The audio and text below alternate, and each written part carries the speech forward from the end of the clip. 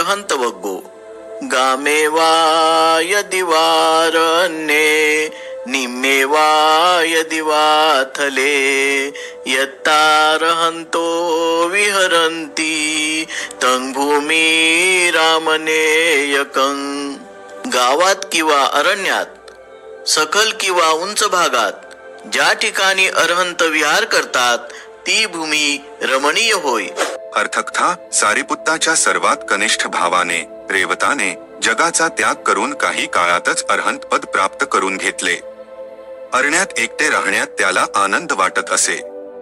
जेव्हा विशाखाच्या घरी भिक्षू बुद्धांबरोबर भोजन घेत असता तिने रेवत राहत असलेल्या अरण्याविषयी चौकशी केली।